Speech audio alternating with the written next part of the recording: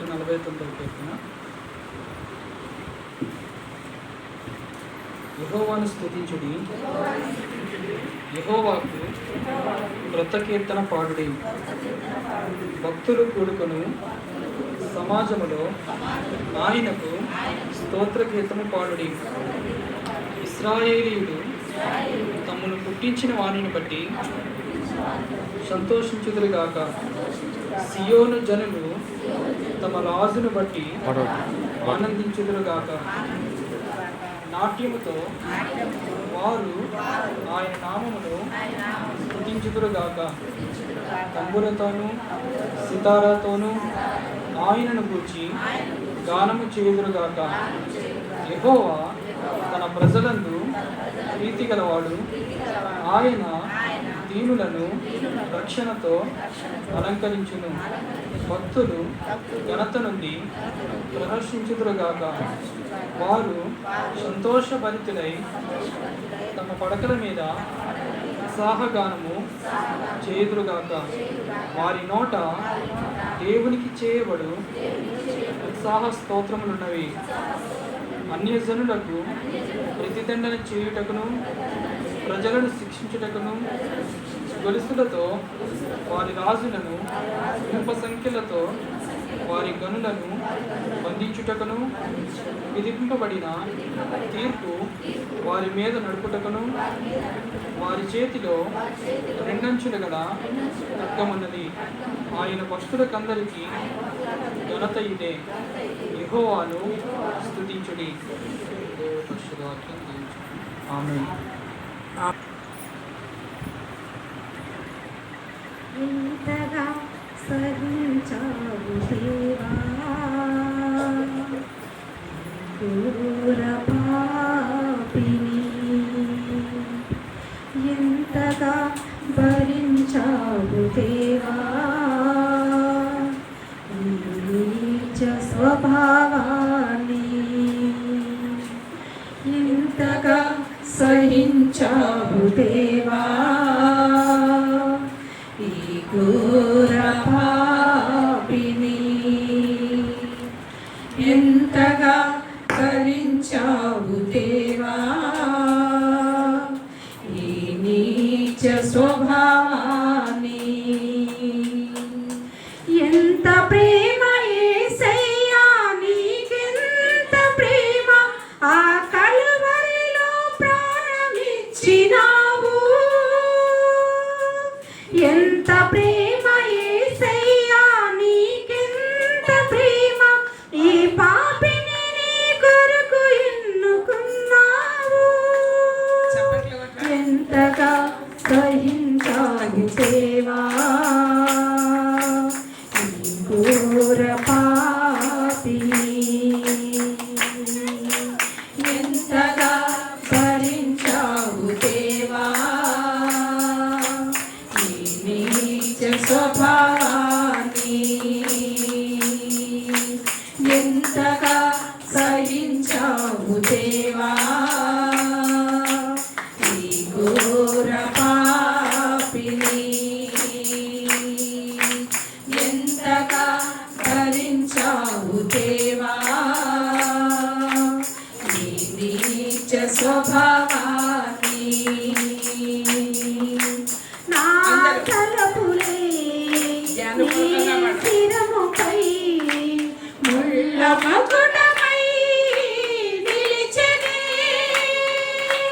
నా ఊహలే చెడు ఆలోచనలై నీ ప్రక్కలో బల్లమై పొడిచెనే, నా తలపులే నీ శిరముపై ముళ్ళ మకుటమై నిలిచెనే, నా ఊహలే చెడు ఆలోచనలై నీ ప్రక్కలో బల్లమై పొడిచెనే, పాపముకై పరుగెత్తిన పాదములే లోకాశలకై చాపబడిన చేతులే, పాపముకై పరుగెత్తిన పాదములే లోకాశలకై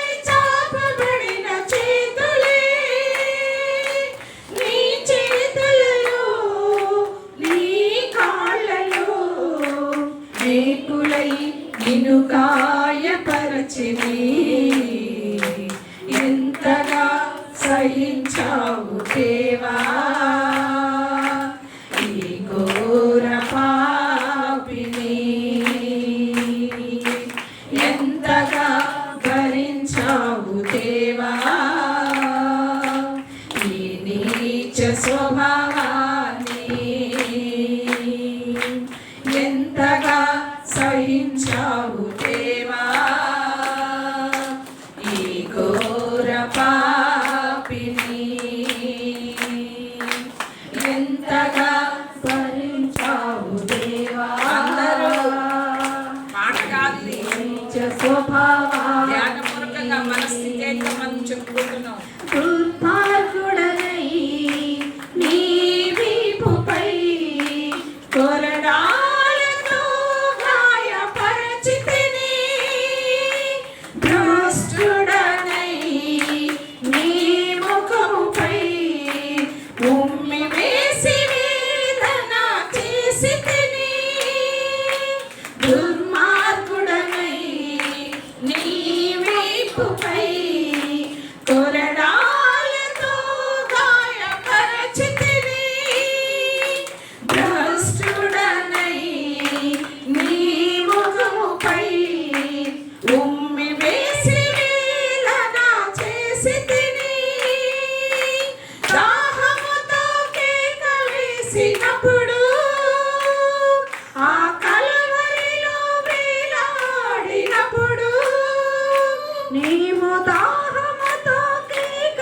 వేసినప్పుడు ఆ కలువరిలో వేలాడినప్పుడు చేదు చిరుకను త్రాగనిచ్చిన నా హృదయం ఎంత కఠినమైనది, ఎంతగా సహించావు దేవా ఈ ఘోర పాపిని, ఎంతగా భరించావు దేవా ఈ నీచ స్వభావాన్ని, ఎంతగా సహించావు దేవా ఈ ఘోర పాపిని, ఎంతగా భరించావు దేవా ఈ నీచ స్వభావాన్ని. హల్లెలూయా. మనము ధ్యానిస్తూ ఉండాలి.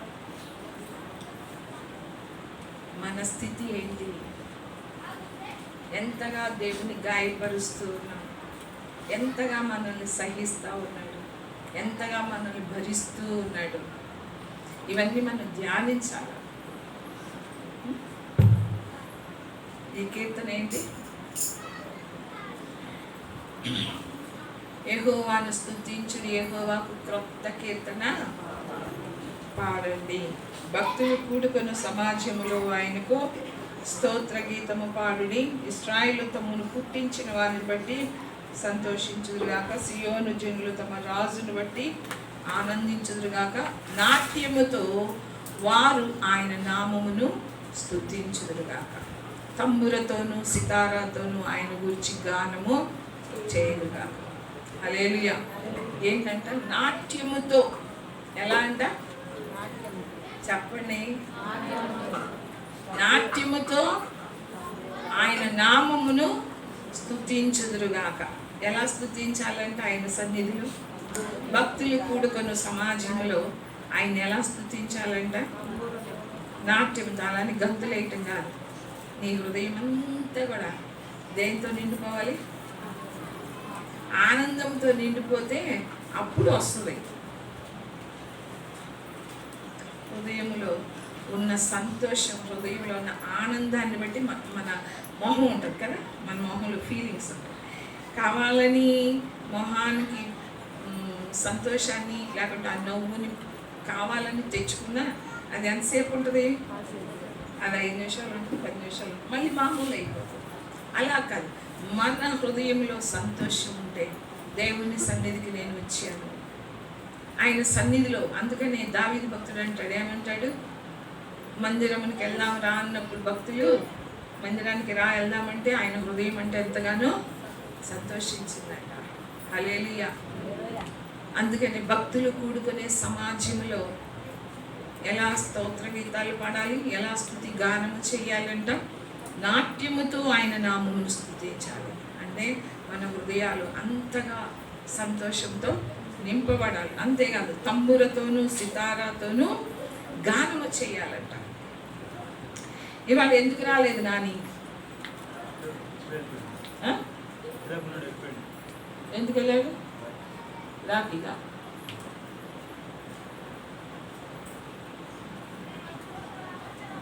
రాఖీకి వెళ్ళాడా?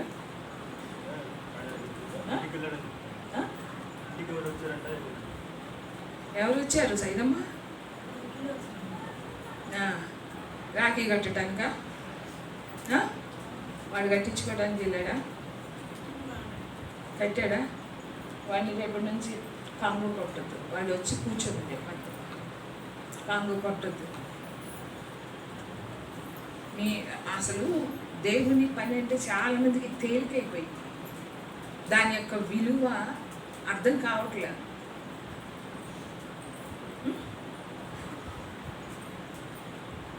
అది ఎంత గొప్ప ధన్యత కూడా అర్థం కావట్లేదు.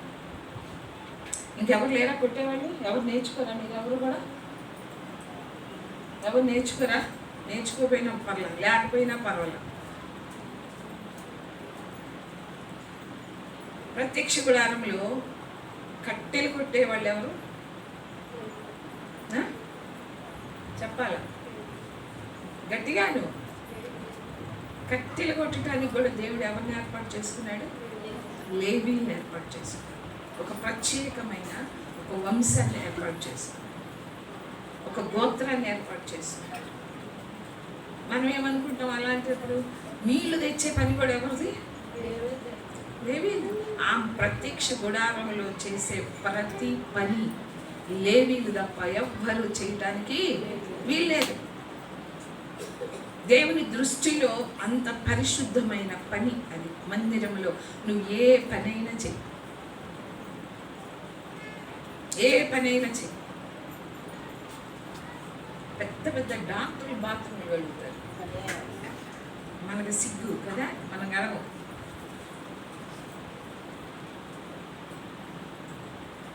ఆనంద్ నేను ఒక రోజు వచ్చేసరికి బయట ఊడుస్తున్నాడు.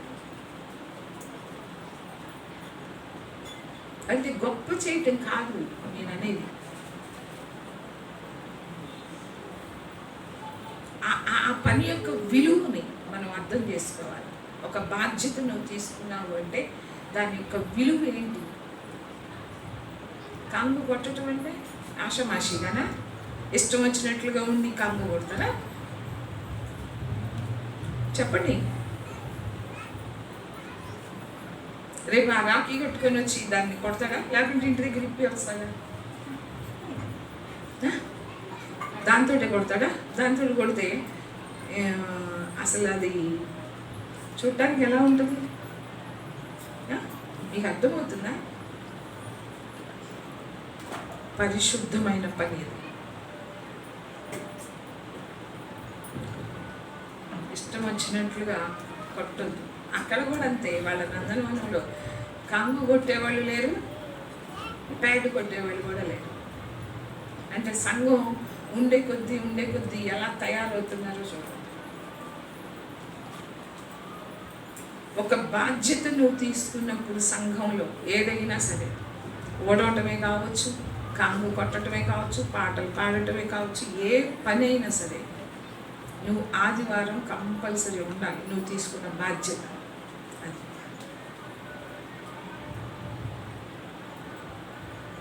అంతేగాని అంటే ఆ సమర్పణ కలిగిన జీవితాలు ఉండాలి.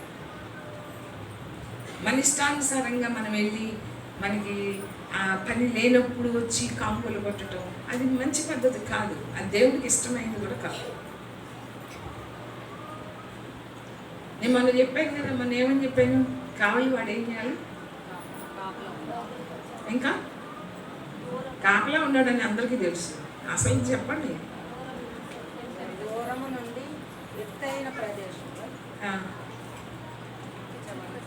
హెచ్చరికలు చేయాలి. కావలి వాడు ఏం చేయాలి? హెచ్చరికలు చేయాలి. సంఘంలో మీరు కావలి వాళ్ళేనా? కావలి వాళ్ళుగా ఉన్నారా? ఉన్నారా కావలి వాళ్ళు? లేరా? కావలి వారి పని ఏంటి? కనిపెట్టాలి. ఎవరు ఏది చేస్తున్నారని కనిపెట్టాలి. కనిపెట్టి ఏం చేయాలి? వాళ్ళని హెచ్చరిక చేయాలి. మన ఇంట్లో వాళ్ళని అయితే హెచ్చరిస్తాము, బయట వాళ్ళని హెచ్చరిస్తావు నువ్వు? హెచ్చరించు. ఎందుకు? వాళ్ళ మీద ప్రేమ లేదు. లేకుంటే వాళ్ళు ఏదన్నా అనుకుంటారేమో, వాళ్ళు బాధపడతారేమో, నన్ను చెడుగా అనుకుంటారేమో, లేకుంటే నాతో స్నేహం చేయటం మానివేస్తారేమో. కావాలి వాడి పని అది కాదు. దేవుని వాక్యం మనల్ని హెచ్చరిస్తుందా లేదా? ఒకళ్ళు హెచ్చరించినప్పుడు నీకు బాధ కలుగుతుందా లేకుంటే సంతోషం కలుగుతుందా? ఏంటి? ఇప్పుడే చెప్పాను. ఇక్కడ ఏముంది? నాట్యముతో ఆయన నామమును స్తుతిస్తారు. అంతేకాదు, వారి నోట దేవునికి చేయబడు ఉత్సాహ స్తోత్రములు ఉన్నాయి. వారి నోట ఏమున్నాయంట?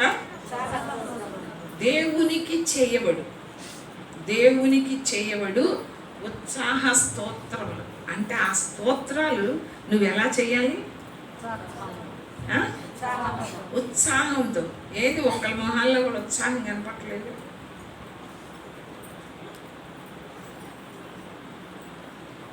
ఉత్సాహం ఉండాలా? దేవుని సన్నిధికి వచ్చాను నేను అనే ఉత్సాహం ఉండాలా? ఎప్పుడు అయిపోతుందా, ఎప్పుడు వెళ్ళిపోదా అన్నట్లుగా ఉంటే మన హృదయాలన్నీ దేవుడికి తెలుసు. దేవుని వాక్యం నిన్ను హెచ్చరిస్తుందా లేదా?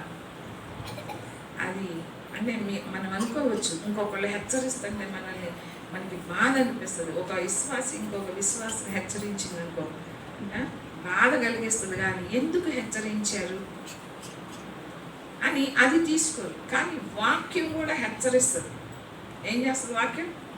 అది ఎలాంటిదంట? వాడి కలిగిన ఖడ్గం ఏం చేస్తుంది? ముద్దు పెట్టుకుంటుందా? ఏం చేస్తుంది? గాయం చేస్తుంది. వాక్యం నిన్ను గాయపరుస్తుంది. మరి ఆ హెచ్చరికలను తీసుకుంటున్నావా? మరి ఇంకొకళ్ళు చేసిన హెచ్చరికలను ఎందుకు తీసుకో? అసలు మనకి హెచ్చరించే అర్హత ఉంటుందా మనకి? ఎవరు హెచ్చరించాలా? తల్లిదండ్రులు పిల్లల్ని హెచ్చరిస్తారు కదా. వాళ్ళకి ఏముండాలి? తల్లిదండ్రులకి వాళ్ళకి అర్హత ఉండాలి. లేకపోతే ఏమంటారు?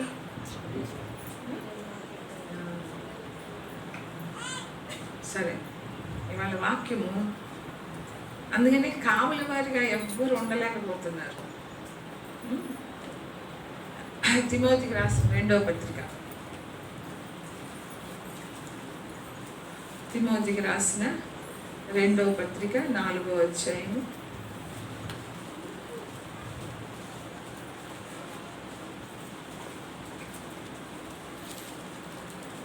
5వ వచనం నుండి. అయితే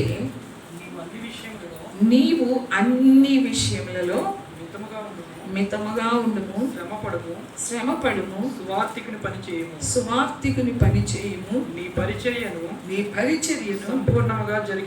సంపూర్ణముగా జరిగించుము. నేనిప్పుడే ప్రాణార్పణముగా పోయబడుచున్నాను. నేను వెడలిపోవు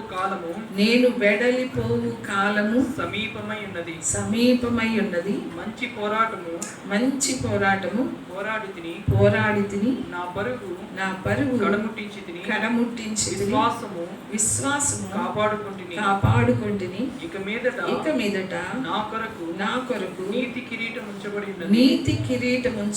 ఆ దినమందు నీతిగల న్యాయాధిపతి అయిన ప్రభు అది అది నాకును నాకును నాకు మాత్రమే కాకుండా నాకు మాత్రమే కాకుండా తన ప్రత్యక్షతను అపేక్షించుచు తన ప్రత్యక్షతను ఆపేక్షించు వారికి అందరికీ అనుగ్రహించును. హల్లెలూయా. పౌలు భక్తుడు తను చనిపోయే కాలం సమీపంగా ఉందని అర్థమైపోయింది. ఎందుకంటే యెరూషలేముకి వెళ్తున్నాడు పౌలు భక్తుడు. యెరూషలేముకి వెళ్తే అక్కడ జరగబోయేది ఏంటో పౌలు భక్తుడికి తెలుసు. అక్కడ అగబు అనే ప్రవక్త ఉన్నాడు. అగబు అనే ప్రవక్త చెప్తాడు, నువ్వు వెళ్ళొద్దు యెరూషలేము, వెళ్ళావంటే నిన్ను అన్ని జనులకు అప్పగించేస్తారు అని చెప్తే, అప్పుడు పౌలు భక్తుడు ఒక మాట అంటాడు చూడండి, అపోస్తలుల కార్యములు 21వ అధ్యాయంలో చూడండి.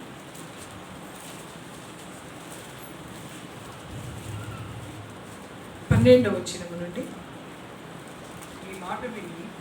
ఈ మాట వినినప్పుడు మేమును అక్కడి వారును యెరూషలేమునకు వెళ్ళవద్దని అతని బతిమాలుకొంటిమి కానీ పౌలు ఇదెందుకు మీరు ఏడ్చి నా గుండె బద్దలు చేసేదని నేనైతే ప్రభు అయిన యేసు నామము నిమిత్తము యెరూషలేములో బంధించబడుటకు మాత్రమే కాక చనిపోవుటకు సిద్ధముగా ఉన్నానని చెప్పాను. హల్లెలూయా. అయితే అగబు ప్రవక్త పైన చదవండి 11వ వచనంలో ఉంటది, ఈ నడిగట్టు గల మనుషుని బంధించి అన్ని జనుల చేతికి అప్పగిస్తున్నారు అని చెప్పి ఒక ప్రవచనం చెప్తాడు. అంటే జరగబోయే విషయాన్ని చెప్తాడనమాట. ఆ చెప్పినప్పుడు వాళ్ళందరూ కూడా బతిమలాడుకుంటారు పౌలు భక్తుడిని, నువ్వు వెళ్ళొద్దు యెరూషలేముకి, నువ్వు వెళ్ళొద్దు అని బతిమలాడుకున్నప్పుడు అప్పుడు పౌలు భక్తుడు ఏమంటాడు, మీరు ఏడుస్తున్నారు, మీరు ఏడ్చి నా గుండెను బద్దలు చేయొద్దు. అంటే వాళ్ళు ఏడిస్తే పౌలు భక్తుడికి ఏంటంట, బాధ, వేదన. మీరు ఏడిస్తే నా గుండెలు పగిలిపోతాయి, అందుకని మీరు ఏడవద్దు. నేనైతే ప్రభు అయిన యేసు నామము నిమిత్తము యెరూషలేములో బంధించబడుటకు మాత్రమే కాక చనిపోవటానికి కూడా నేను సిద్ధముగా ఉన్నాను అంటున్నాడు. హల్లెలూయా. అంటే పౌలు భక్తుడు ఆయన ఒక సాక్ష్యం చెప్తున్నాడు, గొప్ప సాక్ష్యం. నేను వెడలిపోతున్నాను అంటే యెరూషలేముకి వెళ్తున్నాడు, అక్కడే హతసాక్షి అయిపోతాడు యెరూషలేములో.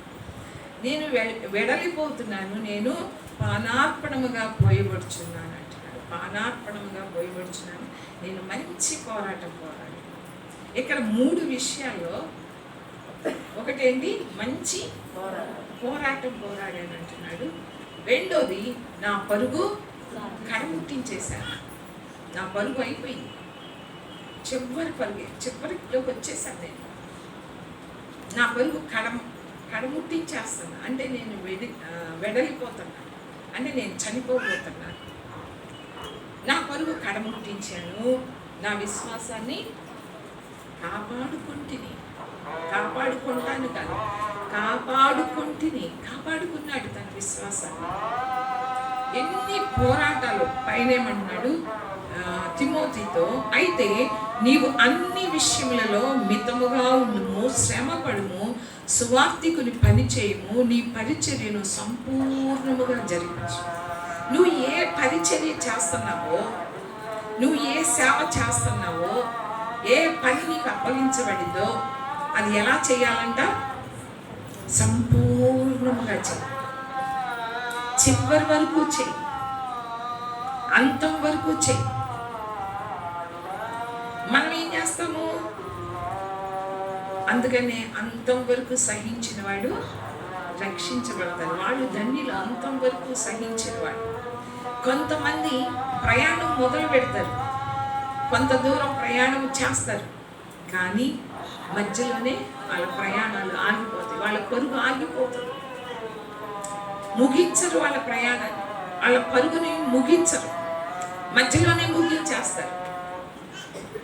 కానీ పౌలు భక్తుడు అన్నాడు తిమోతితోటి, అన్ని విషయాల్లో మితముగా ఉండు, ఏ విషయాల్లోనైనా సరే, అంటే నేను వెళ్ళిపోతున్నా అని తిమోతికి చెప్తున్నాడు.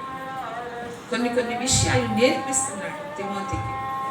నువ్వు అన్ని విషయాలలో మితముగానే ఉండు. ఎక్కడ ఎలా ఉండాలో, ఎంతలో ఉండాలంటాం కదా, ఎంతలో ఉండాలో అంతలోనే ఉండంటాం కదా, అలాగని అన్ని విషయాల్లో నువ్వు మితముగా ఉండు. అంతేకాకుండా సువార్తికుని పని చేయి, శ్రమపడు, మితముగా ఉండు, అన్ని విషయాల్లో శ్రమపడమంటున్నాడు తిమోతి. ఎందుకు? శ్రమపడు అని చెప్పేవాళ్ళు వాళ్ళు శ్రమ పడకుండా ఇతరులకు చెప్పగలుగుతారా? చెప్పలేరు. ఇక్కడ పౌలు భక్తుడు ఆయన శ్రమ పడ్డాడు, ఆయన సువార్తికుని పని చేశాడు. కాబట్టి ఇక్కడ తిమోతితో చెప్తున్నాడు, నువ్వు శ్రమపడు. పౌలు భక్తుడు కూడా అన్ని విషయాల్లో మితముగా ఉన్నాడంట. ప్రతి ఒక్క విషయంలో మితముగా ఉన్నాడు, శ్రమ పడ్డాడు, సువార్తికుని పని చేశాడు. ఆయన పరిచర్యను కూడా పరిపూర్ణంగా జరిగించేశాడు పౌలు భక్తుడు. ఇక నేను ప్రకటించవలసిన స్థలాలు ఏమి కూడా లేవు. నేను సంపూర్ణంగా, అంటే పూర్ణంగా నేను ప్రకటించేశాను. అందుకని అలా చేశాడు. కాబట్టి తిమోతితో ఏమని చెప్తున్నాడు? నేను అన్ని విషయాల్లో మితముగా ఉన్నా, నువ్వు కూడా అన్ని విషయాలలో మితము. ఎక్కువ అవ్వద్దు, ఏ విషయంలో కూడా నువ్వు ఎక్కువ చెయ్యొద్దు. మితం, ఎక్కడికి వెళ్ళినా మితముగా ఉండు. శ్రమపడు, సువార్తికుని పనిచేయి, అంటే నీ పరిచర్యని సంపూర్ణముగా జరిగించు. అంటే చివరి వరకు, సంపూర్ణముగా అంటే చివరి వరకు నీ పరుగు కడముట్టించు. పౌలు భక్తుడు చేశాడు. కాబట్టి ఇక్కడ తిమోతితో చెప్తున్నాడు, మనము చేయకుండా ఇతరులకి చెప్పకూడదు. అందుకని యేసు ప్రభు కూడా చెప్పిందే చేశాడు, చేసిందే. అవునా కాదా? నిన్ను వలె నీ పొరుగు వారిని ప్రేమించు అన్నాడు ప్రభు. ఆయన ప్రేమించాడా లేదా? శత్రువులు ప్రేమించమన్నాడు. శత్రువులైన మనల్ని ప్రేమించాడా లేదా? ఏదైనా చూడండి, యేసు ప్రభు ఏది చేశాడో అదే మనకి చేయమని చెప్తున్నాడు. ఆయన చెయ్యకుండా ఎప్పుడు కూడా చెయ్యమని చెప్పడు. నేను జయించాను, మీరు కూడా జయించండి. హల్లెలూయా. ప్రతి ఒక్క విషయం కూడా యేసు ప్రభు చేశాడు, ఇతరులను చేయమని చెప్పాడు. పౌలు భక్తుడు కూడా చేశాడు, తిమోతితో చెప్తున్నాడు, నువ్వు చేయి, శ్రమపడు, సువార్త పని నువ్వు చేయి, పరిపూర్ణంగా చేయి. అటు ఇటు కాకుండా వద్దు, నిలువెచ్చని స్థితి వద్దు. అటు కొద్దిసేపు ఇటు కొద్దిసేపు. కొంతమంది ఉంటారు గోడ మీద పిల్లిలా, వీలైతే అటు రాకిలు కడతారు, ఇటు దేవుని సన్నిధికి. వద్దు, అట్లా నిలువెచ్చని స్థితి మనకొద్దు. ఉంటే అంటే అంటారు కదా, నిఖార్సైన భక్తి అంటారు కదా, అలా ఉండండి. అంతేగాని ఇదిగో ఇప్పుడు వాడు వెళ్ళాడు కదా, ఇక్కడ కొట్టాడు, అక్కడ కట్టించు, అదే పద్ధతి, అదే క్రమం.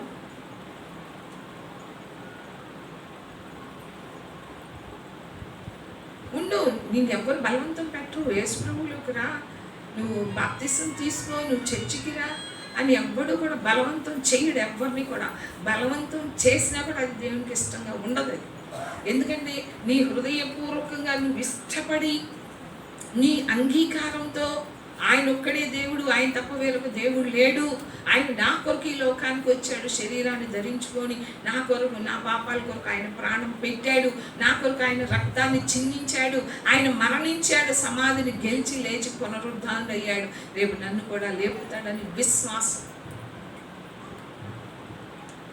తీసుకోవాలి. కానీ పెళ్ళిళ్ళు, బాప్తీసాలు, మారు మనసు లేకుండా బాప్తీసాలు తీసుకోవద్దు. ఇదిగో అట్లానే అవుతారు.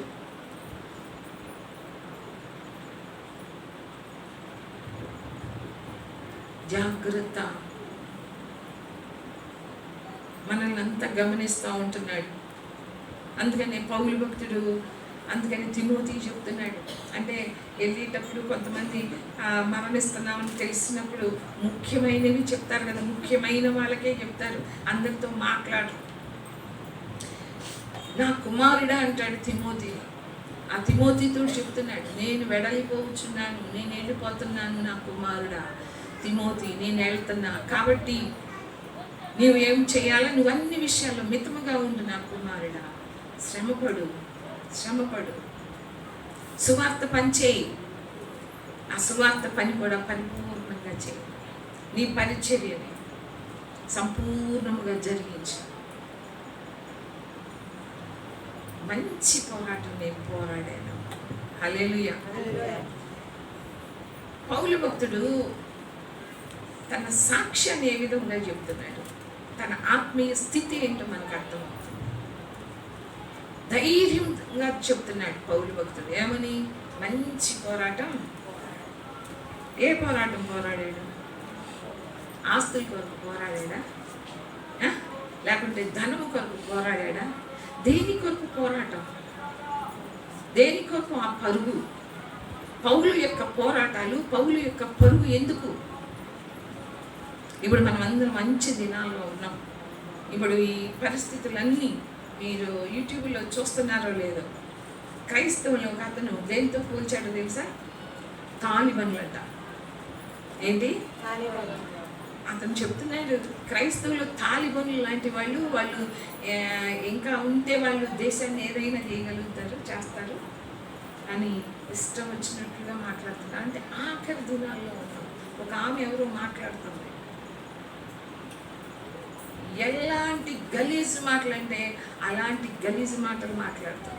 ఆయన దేవుడు చూస్తున్నాడు. ఆ మాటలన్నీ విన్నాడు దేవుడు. ఆ పరిస్థితి ఆమెకు అర్థం కావట్లా.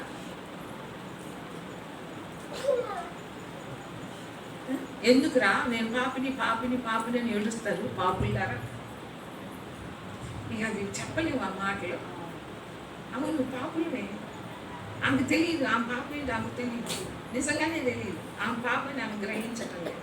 మనకైతే మనం గ్రహించాం. దేవుడు అలాంటి దృష్టిని, మనకి ఆత్మీయ దృష్టిని ఇచ్చాడు కాబట్టి మనం పాపులు అని ఒప్పుకుంటున్నాం. మన స్థితి ఏంటో మనకి తెలియజేసింది వాక్యం. మనం పాపులు అని తెలియజేసింది దేవుని యొక్క వాక్యం. ఎవ్వరు కూడా ఒప్పుకోరు. పరిశుద్ధాత్మ సహాయం లేకుండా నేను పాపిని అని ఎవ్వరూ ఒప్పుకోరు. అందుకని అంటున్నావు, నీలో ఉన్నాయి నీకు తెలియటం లేదు. కానీ నాకు బాధేసింది అంతగా అంటుంది ఆమె స్థితి ఏంటో. తర్వాత ఎంత భయంకరమైన స్థితిలోకి వెళ్ళిపోతుందో.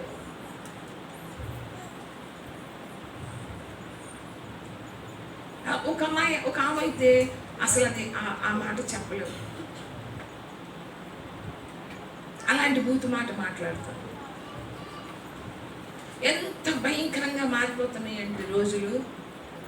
వాటిని చూసి ఇక క్రైస్తవులు కూడా వెనక్కి తిరిగి వెళ్ళే రకంగా ఉంటున్నారు.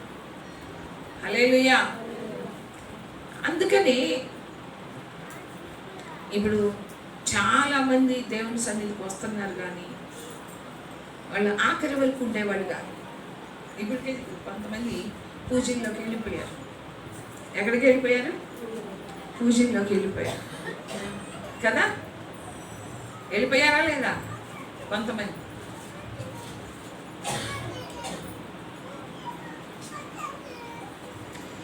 చివరి వరకు వాళ్ళు పరుగుని వాళ్ళు పరిగెత్తలేరు, వాళ్ళు గురి వద్దకు రాలేరు. ఇవన్నీ అందుకని అంచె దినాల్లో విశ్వాసుల్లో విశ్వాసము. ఎందుకంటే పరిస్థితులు అలా వచ్చేస్తున్నాయి.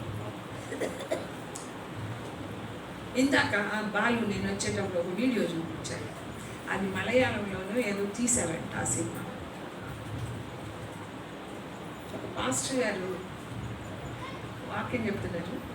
అంటే అది నాకు వినపడలేదు, ఏం చెప్పారో అదంతా వాళ్ళ భాషలో ఉంటుంది కదా. కానీ ఎట్లా ఉందంటే ఒక అతను చాలా జనం కలవట్లో ఎలా ఉంటారు జనాలు అలా ఉన్నారు. అయితే ఒక అతను ఆ జనం మధ్యలో కూర్చున్నాడు. ఆ జనం మధ్యలో కూర్చొని ఈ ఫోన్ పెట్టుకున్నాడు. ఫోన్ పెట్టుకొని అక్కడ ఆ పాస్కర్ కూడా ఒక ఫోన్ పెట్టుకున్నాడు. ఫోన్ పెట్టుకొని ఎక్కడి నుంచి చెప్తా ఉన్నాడు, పలానా ఆమె దీనికి వచ్చింది, ఈమె పేరు ఇది అని చెప్తున్నాడు. అతను ఇంట పిలుస్తున్నాడు,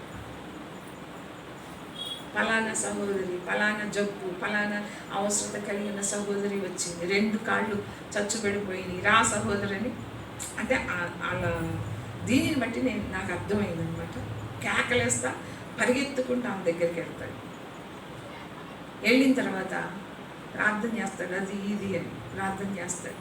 ప్రార్థన చేసినాక ఆమెకి 2 ఇవి ఉంటాయి కదా, కాళ్ళు లేని వాళ్ళు చేతుల కింద ఇవి ఉంటాయి కదా, అవి 2 పడేసి పరిగెత్తి ఒకటే అరుపులు. మళ్ళీ ఇంకో ఫోన్ చేస్తాడు.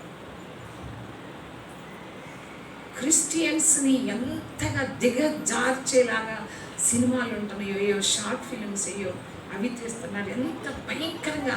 ఇప్పుడు అవి కనుక అదంట అసలు అంత హిట్ అయిందంట ఆ సినిమా. ఇప్పుడు అది కనుక చూస్తే ఓ వీళ్ళందరూ ఇలాంటి వాళ్ళే, ఈ పాస్టర్లందరూ కూడా డబ్బుల కోసం, వీళ్ళందరూ చేసేవన్నీ ఇలాంటియా అంటే వాళ్ళ మధ్యలో వాళ్ళ జనాలు ఉంది. దీని ద్వారా చెప్తున్నారు ఆ పాస్టర్ గారి చెవిలో కూడా ఉంది. ఎంత భయంకరంగా క్రైస్తవులు అనేవాళ్ళు అసలు ఉండకూడదు అనే దీంతో వాళ్ళు ఎంతగా చేస్తున్నారో అర్థం కావట్లేదు. అందుకని నేను ఒక పాస్టర్ గారిని జైల్లో పెట్టారంట. చివరి దినాలు అవి చూస్తే కనుక, అలాంటివి కనుక చూస్తే ప్రభువుని కూడా నమ్ముకోరు, ఉన్న విశ్వాసం కూడా పోయేలాగా ఉంటుంది అవి. కానీ అందుకనే విశ్వాసాన్ని కోల్పోకూడదు. అందుకనే పౌలు భక్తుడు ఏమంటున్నాడు, నేను ఎంతో పోరాడాను, మంచి పోరాటం పోరాడా, నా పరుగు కడముట్టించాను, నా విశ్వాసాన్ని మాత్రం నేను కాపాడుకున్నాను. హల్లెలూయా. ఏంటంట, ఎందుకు ఆ పోరాటం, ఎందుకు ఆ పరుగు? ఎందుకంటే ఆయన విశ్వాసాన్ని కాపాడుకోవటానికి. అందుకనే ఒక చోట ఉంటుంది, అనేకులకు నేను ప్రకటించి నేను భ్రష్టున్నైపోతానేమో అని నా శరీరాన్ని నేను నలకొట్టుకొని దాన్ని నేను లోవర్చుకుంటున్నాను అంటున్నాడు.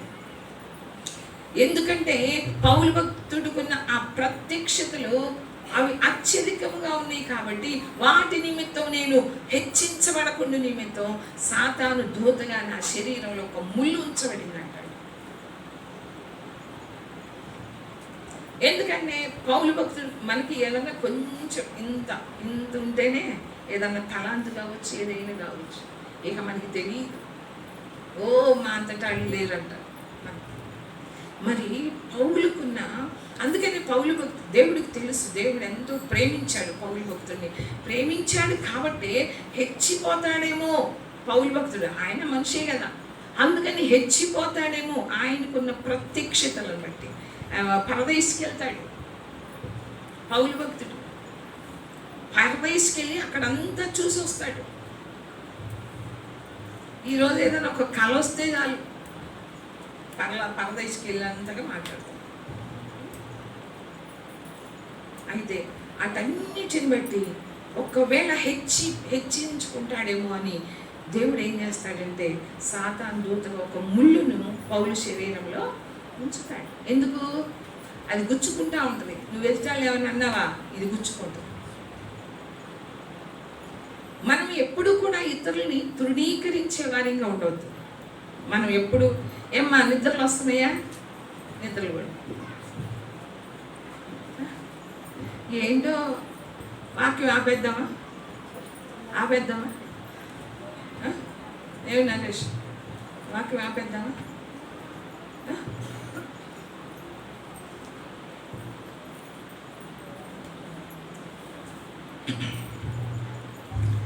వాక్యం వినకపోతే ఎలా సిద్ధపడతారు దేవుని అక్కడికి? చెప్పండి. వాళ్ళ గురించి తెలుసుకుంటేనే కదా మనం కూడా ఎలా సిద్ధపడాలి అని మనకు అర్థమయ్యేది.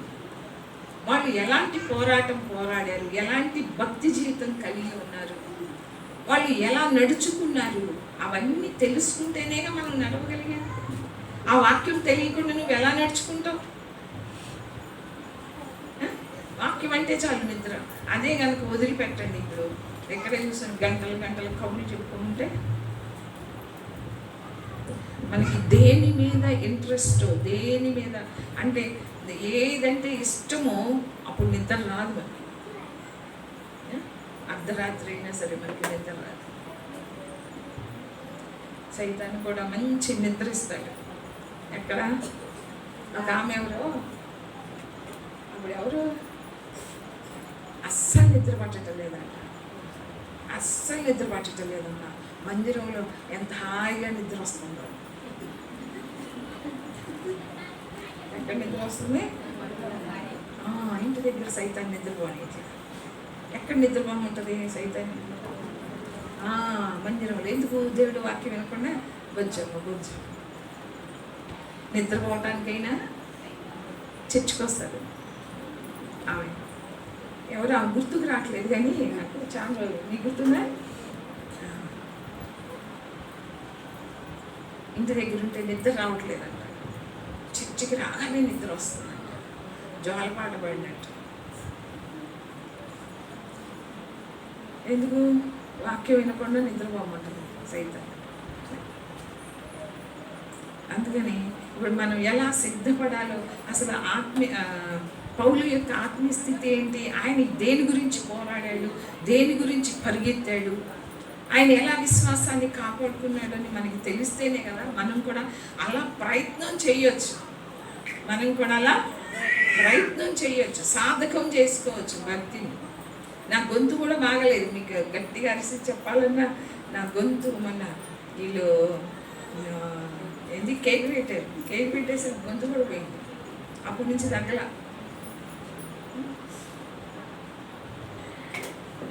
నేను ఇప్పుడే పానార్పణముగా పోయబడుచున్నాను, నేను వెడలిపోవు కాలము సమీపమై ఉన్నది. సమీపముగా ఉంది, నేను వెళ్ళే కాలం సమీపముగా ఉన్నది. కాబట్టి ఆయన యొక్క ఆత్మీయ స్థితి ఏంటో, ఆయన భక్తి ఏంటో, ఆయన సాక్ష్యం ఏంటో తిమోతికి చెప్తున్నాడు. మనము కూడా వెడలిపోయే కాలం ఉంటుంది. మనకి కూడా ప్రతి ఒక్కరికి కూడా వెడలిపోయే కాలం ఉంటుంది. అప్పుడు నీ ఆత్మీయ స్థితి ఏంటి, నీ భక్తి ఏంటి, నీ సాక్ష్యం ఏంటి?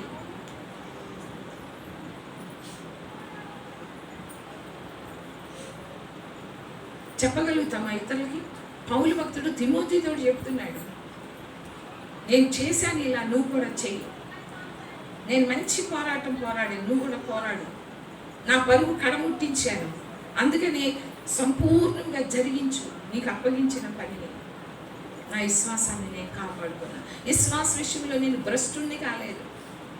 చాలామంది పరుగు మొదలు పెడతారు కానీ మధ్యలో ఆపేస్తారు, అంటే విశ్వాస భ్రష్టులుగా మారిపోతారు. ఈ పరుగు ఎక్కడ మొదలు పెట్టాడు పౌలు భక్తుడు? ఎక్కడ మొదలు పెట్టాడు? దమస్కు మార్గంలో మొదలు పెట్టాడు. దమస్కు మార్గంలో వెళ్తా ఉన్నాడు. దేని గురించి వెళ్తున్నాడు? సంఘాన్ని పాడు చేయటానికి, వాళ్ళందరినీ కూడా బంధించటానికి అని చెప్పి పౌలు భక్తుడు దమస్కు మార్గంలో వెళ్తా ఉంటే ప్రభువు చూడండి అక్కడ అపోస్తుల కార్యంలో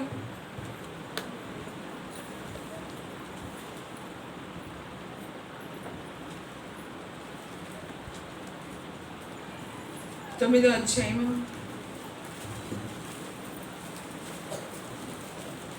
3వ వచనం. అతడు ప్రయాణము చేయుచు దమస్కు దగ్గరికి వచ్చినప్పుడు అకస్మాత్తుగా ఆకాశము నుండి ఒక వెలుగు అతని చుట్టూ ప్రకాశించెను. అప్పుడు అతడు నేల మీద పడి సౌలా సౌలా నీవేళ నన్ను హింసించుచున్నావని తనతో ఒక స్వరము పలుకుట వినెను. ప్రభువా నీవెవడవని అతడు అడుగగా ఆయన నేను నీవు హింసించుచున్న యేసుని. హల్లెలూయా. అంటే అకస్మాత్తుగా ఒక వెలుగు వచ్చేస్తుంది. ఆ ఆ వెలుగుని చూడంగానే పడిపోయాడు. ఆ స్వరం వింటాడు. అయితే ఆ కొంచెం వెలుగు చూడలేక ఏమైపోయాడు తెలుసా? గుడ్డివాడైపోయాడు. ఆ కొంచెం వెలుగు.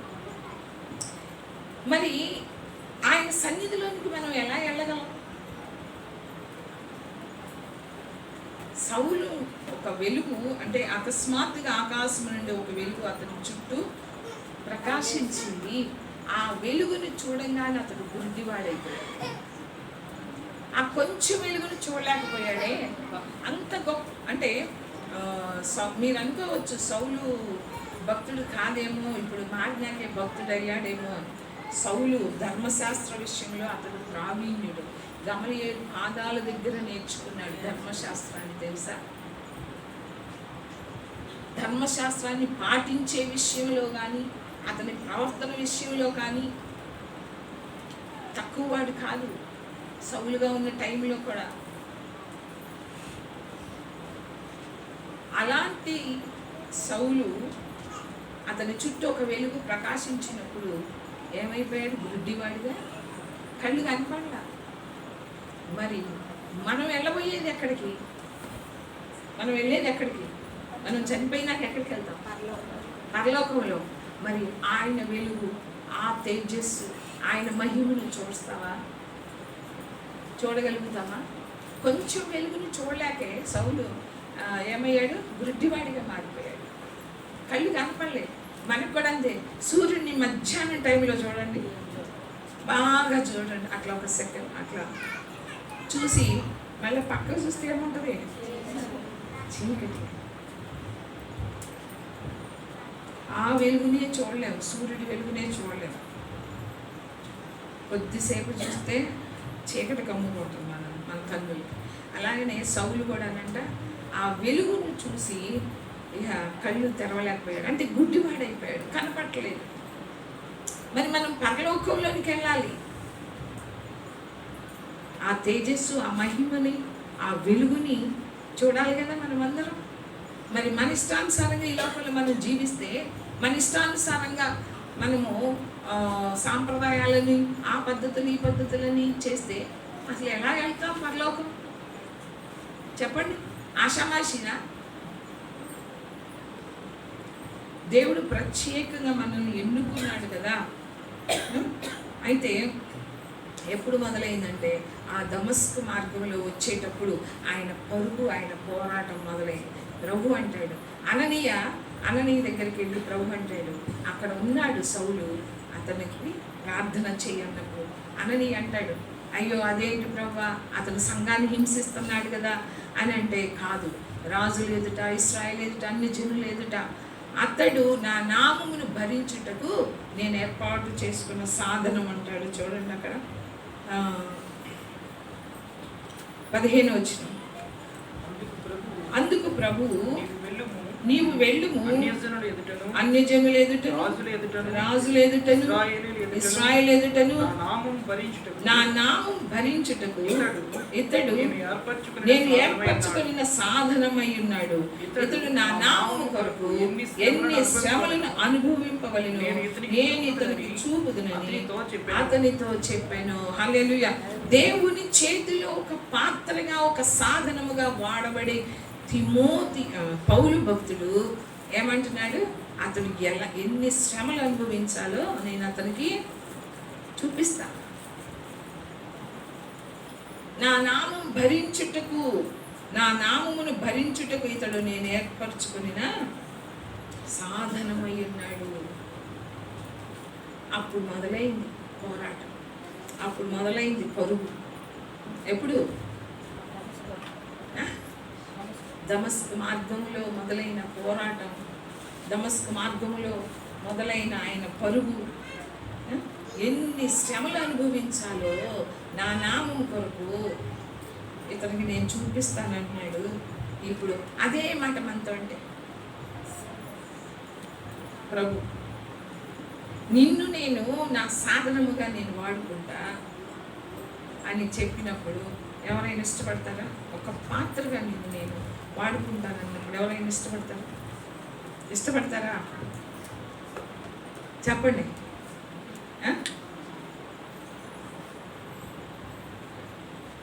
నేను ఏర్పరచుకున్న సాధనం.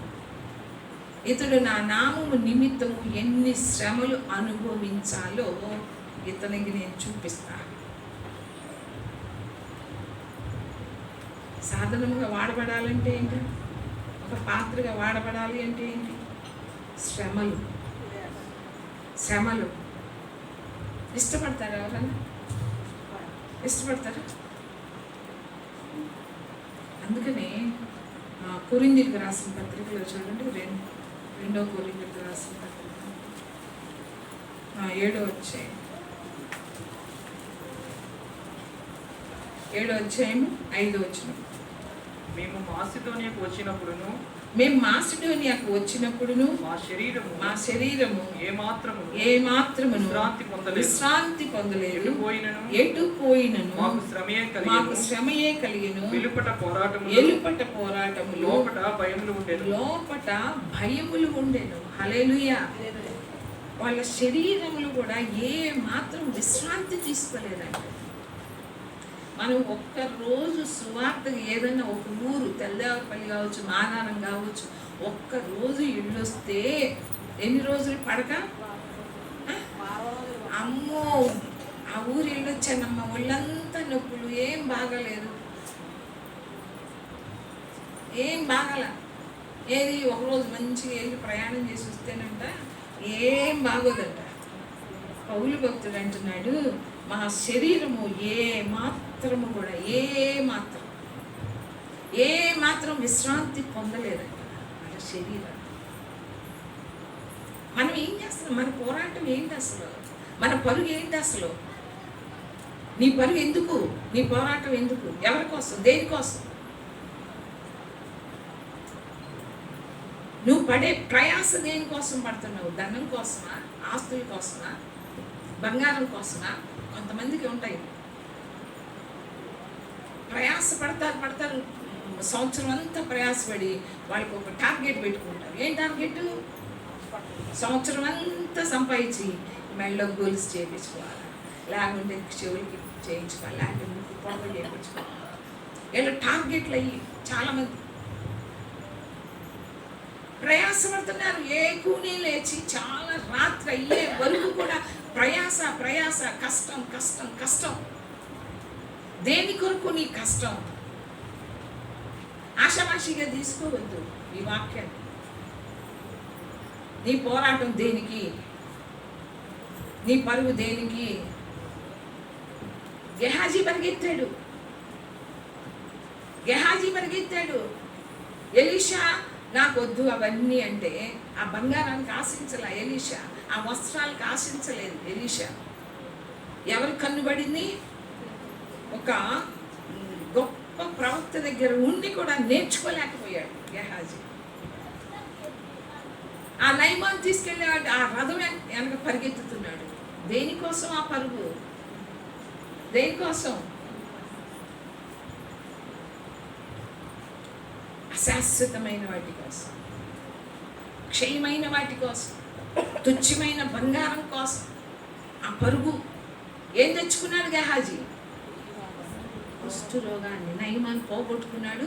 గెహాజీ తెచ్చుకున్నాడు.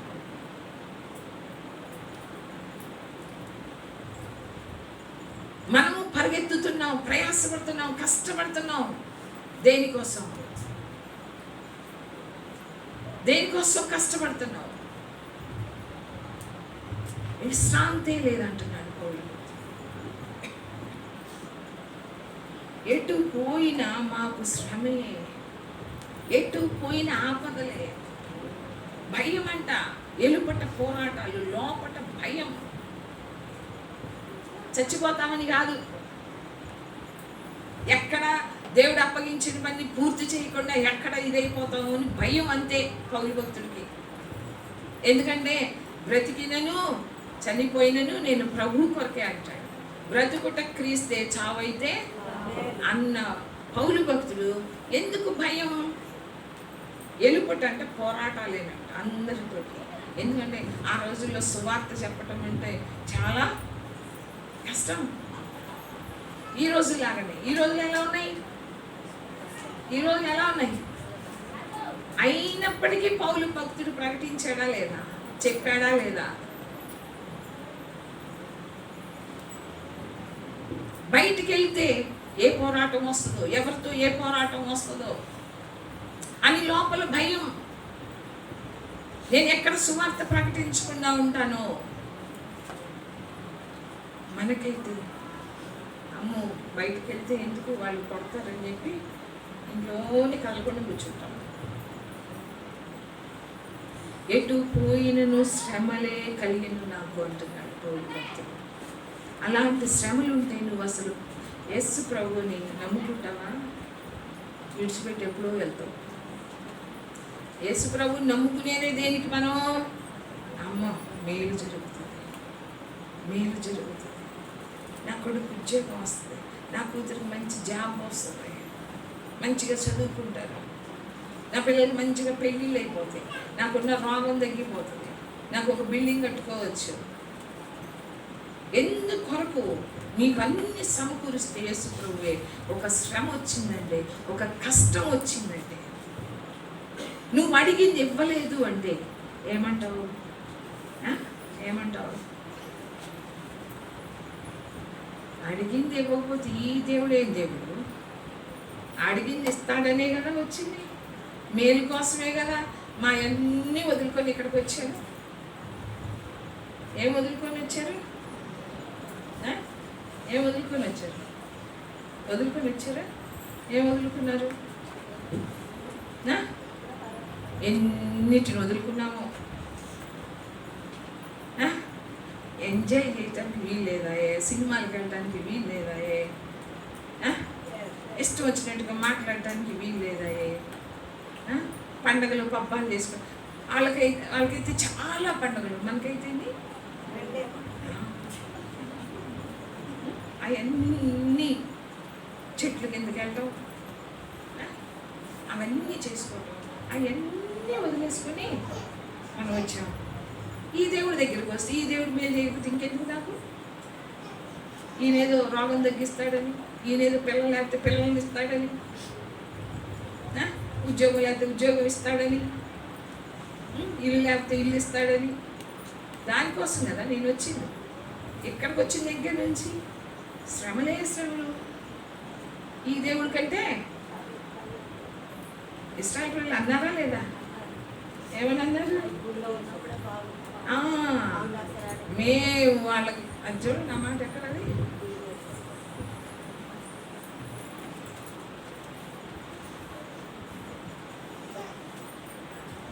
ఇర్మియా గ్రంథమా?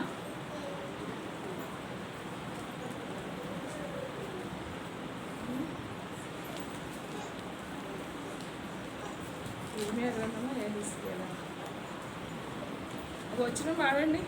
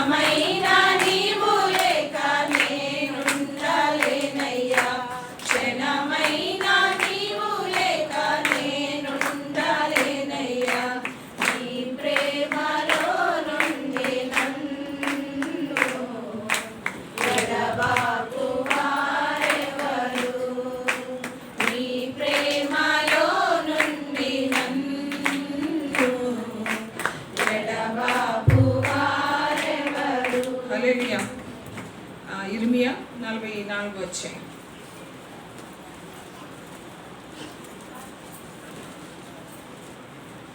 17వ వచనం.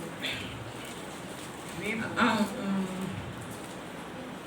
5 కూడా చదివి. యెహోవా నామమును బట్టి యెహోవా నామమును బట్టి ఆ, నీవు మాకు ప్రకటించి ఈ మాటను నీవు యెహోవా నామమును బట్టి నీవు మాకు ప్రకటించు ఈ మాటను మేము అంగీకరింపము. మేము నీతో చెప్పిన సంగతులన్నీ మేము నీతో చెప్పిన సంగతులన్నిటినీ నిశ్చయముగా నెరవేర్చబోచున్నాము. మేమును మా పితరులను మా రాజులను మా అధిపతులను యూదా పట్టణములలో యెరూషలేము వీధులలోను చేసినట్లే ఆకాశరానికి ధూపం వేయుదుము. ఆమెకు పానార్పణములు అర్పింతుము. ఏలయనగా మేము అలాగు చేసినప్పుడు, అమ్మా వినండి, మేము అలాగు చేసినప్పుడు మాకు ఆహారము సమృద్ధిగా దొరికెను. మేము క్షేమముగానే ఉంటిమి. ఏ కీడును మాకు కలుగలేదు. మేము ఆకాశరానికి ధూపము వేయకయు ఆమెకు పానార్పణములు అర్పింపకయు మానినప్పటి నుండి సమస్తము మాకు తక్కువైనది. మేము ఖడ్గము చేతను క్షామము చేతను క్షీణించుచున్నాం. హల్లెలూయా. ఎవరు ఈ మాట అంటుంది? ఇశ్రాయేలు ప్రజలు. యెహోవా నామమును బట్టి నువ్వు మాకు ప్రకటిస్తున్నావే వాక్యం, దేవుని యొక్క మాట అని చెప్పి నువ్వు మాకు ప్రకటిస్తున్నావు కదా, వాటికి మేము అంగీకరించం, వాటికి మేము ఒప్పుకోం. అర్థమవుతుందమ్మా నేను చెప్పేది? అర్థమవుతుందా? వెనక అర్థమవుతుందా? యెహోవా నామమును బట్టి నువ్వు ప్రకటించే వాక్యం, దాన్ని మేము అంగీకరించాం. ఎందుకు? మేము నీతో చెప్పిన సంగతులన్నిటినీ నిశ్చయముగా నెరవేర్చబోతున్నాం. ఇర్మియాతో చెప్పారంట ఇశ్రాయేలు ప్రజలు, నీతో మేము ఏ సంగతులు చెప్పామో వాటన్నిటినీ మేము చేయబోతున్నాం.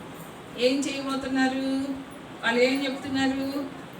మేమును మా పితరులను మా రాజులను మా అధిపతులను యూదా పట్టణములలోను యెరూషలేము వీధులలోను చేసినట్లే ఆకాశరానికి ధూపం వేయుదుము. ఆమెకు పానార్పణములు అర్పించము. ఏలయనగా ఎందుకంటే మేము అలాగూ చేసినప్పుడు మాకు ఆహారం సమృద్ధిగా. శ్రమలు వస్తే అక్కడ ఉన్నప్పుడే నాకు అన్నీ దొరికినాయి, అక్కడ ఉన్నప్పుడే బాగా ఎంజాయ్ చేసేవాళ్ళం, అక్కడ ఉన్నప్పుడే అన్నీ ఎక్కడికి వెళ్ళాలనుకున్నా అక్కడికి వెళ్ళేవాళ్ళం, అక్కడ ఉంటే బాగా డ్యాన్సులు చేయడానికో లేకుంటే అక్కడ ఉంటే ఇంకా అన్నీ చేయొచ్చు. ఇక్కడికి ఎందుకు వచ్చాము? మేలు చేస్తాడని వచ్చాము. ఈ శ్రమలేంటి, ఈ బాధలేంటి? ఇక్కడికన్నా అక్కడే వీళ్ళు అదే మాట్లాడుతున్నారు. ఆమెకి పానార్పణలు అర్పించినప్పుడే మాకు ఆహారం సమృద్ధిగా దొరికింది. ఎప్పుడు? వాటిని వదిలిపెట్టి వచ్చారు కదా, ఇక్కడికి వచ్చినాక మారలే. మాకు అక్కడ ఉన్నప్పుడు ఆహారం సమృద్ధిగా దొరికింది, మేము క్షేమముగా ఉన్నాం. ఇంకేం కావాలి? వీళ్ళు దేని గురించి ఆలోచిస్తున్నారు? శరీర సంబంధమైన వాటి గురించి ఆలోచన చేస్తున్నారు. మేము అక్కడ ఉన్నప్పుడు సమృద్ధిగా తిన్నాము, కీరకాయలు తిన్నాం, దోసకాయలు తిన్నాం, తెల్లగడ్డలు తిన్నాం, చేపలు తిన్నాం. శరీర సంబంధమైనవి. శరీరానుసారులు శరీర సంబంధమైన విషయాల మీద మనసు పెడతారు. ఈ ఇశ్రాయేలు ప్రజల కంట వాళ్ళు పితరులు చేశారంట. అలాగూ మా పితరులు మా రాజులు మా అధిపతులందరూ కూడా వాళ్ళు చేసినట్లుగానే మేము కూడా ఆకాశరానికి ధూపం వేస్తాం, పానార్పణలు అర్పిస్తాం. మేము అప్పుడే క్షేమముగా ఉన్నాం, అప్పుడే మాకు సమృద్ధి అయిన ఆహారం దొరికింది. ఎందుకంటలేదు? అనలేదా?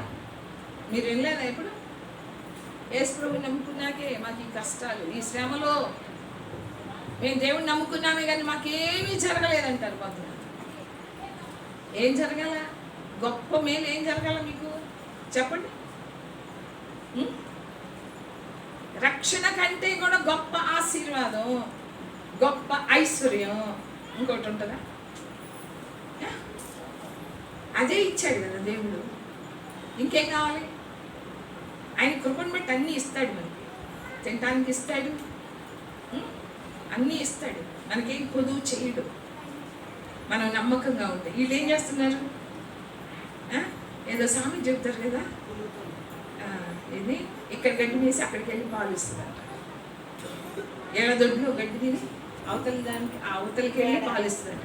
వీళ్ళు పొందుకునే అన్నీ కూడా దేవుడి దగ్గర. వీళ్ళు మహిమ ఎవరికి ఇస్తున్నారు? ఎవరికి ఇస్తున్నారు? వీళ్ళని పోషించింది ఎవరు? అరణ్య మార్గం అంతటిలో వీళ్ళని పోషించింది ఎవరు? వీళ్ళని సంరక్షించింది ఎవరు? ఎవ్వరు వీళ్ళని మార్గంలో వీళ్ళని నడిపించింది ఎవరు? పగల మేఘస్తంభంగా రాత్రి అగ్నిస్తంభంగా ఉండి నడిపించింది ఎవరు? ఆహారం దొరికిద్దా 40 సంవత్సరాలు అడవుల్లో? అలాంటి అడవుల్లో నీళ్లు దొరుకుతాయా? అన్ని లక్షల మందికి వాళ్ళ పశువులకు కానీ అన్నిటికీ నీళ్లు దొరుకుతాయా? దొరకవు. అవన్నీ మర్చిపోయారు. ఇడిచిపెట్టాడా దేవుడు? వాళ్ళకి కావాల్సిన ఆహారం వాళ్ళు ఏది అడిగారు అది ఇచ్చాడా లేదా? అవన్నీ మర్చిపోయారు. ఇప్పుడు ఏమంటున్నారు?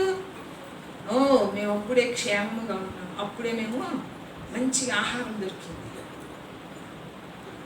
శరీరానుసారులు వీళ్ళందరూ కూడా.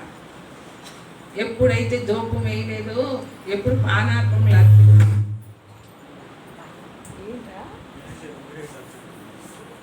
ఇటు కూడా అనుకోరా? అట్లానే పెట్టుకోవాలా? అట్లానే ఉన్నారా? మైకన్నా చెప్పుకుండా ఎట్లా ఉంటాం?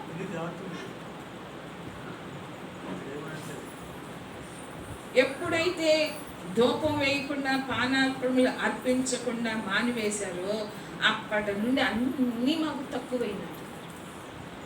ఎంత అవమానం కదా! దేవుడు ఎంత బాధపడతాడు, ఎంత దుఃఖిస్తాడు. వాళ్ళని నేను నా రెక్కల మీద మోసినట్లుగా నేను వాళ్ళని మోసుకొచ్చానని చెప్తున్నాను దేవుడు. దేవదూతలు పూజించి ఆహారాన్ని ఇచ్చానన్నాడు. వాళ్ళు మాంసం కావాలంటే మాంసాన్ని ఇచ్చాడు. ఇప్పుడు వీళ్ళ సాక్ష్యం ఏంటి?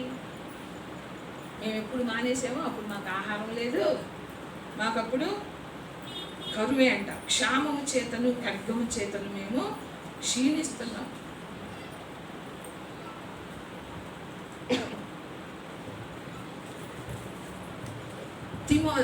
పౌలు భక్తుడు ఎప్పుడైతే ప్రభువు నమ్ముకున్నాడు, ప్రభు మార్గంలోకి వచ్చాడు, అప్పటి నుంచి పౌలుకి ఏమొచ్చింది?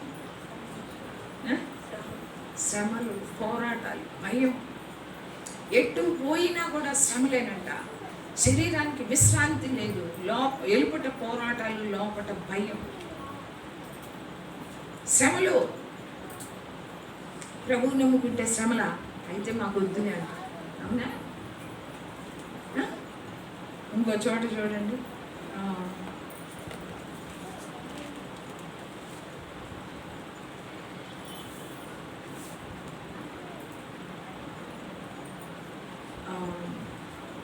నాలుగో అధ్యాయం, 2 కొరింథీ 4వ అధ్యాయం 7వ వచనం.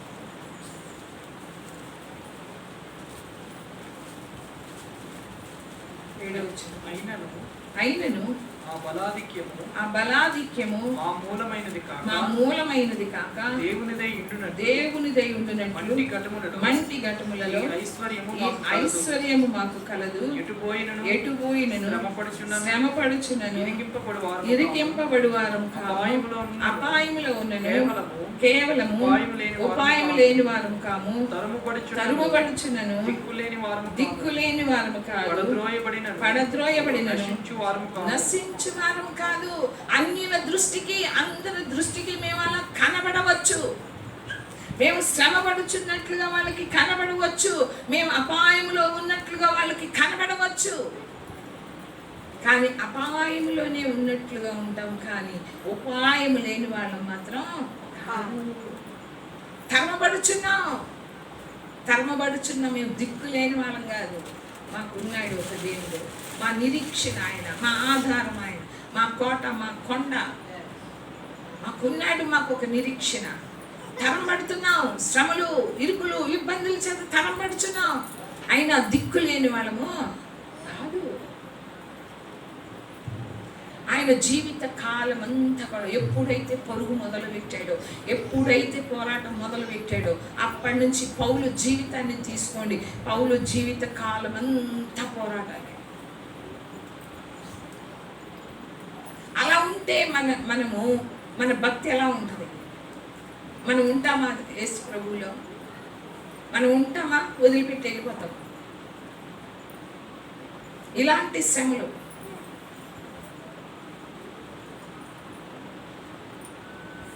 మంటి ఘటములలో ఈ ఐశ్వర్యం మాకు కలదు. ఏ ఐశ్వర్యం? ఈ ఏంటంట? ఈ మట్టి ఘటాలు. ఈ మట్టి ఘటాలలో ఏముందంట? ఏ ఐశ్వర్యం? రక్షణ. హల్లెలూయా. రక్షణ అనే ఐశ్వర్యం ఉంది మనకి. ఇంకేం కావాలి? ఐశ్వర్యం.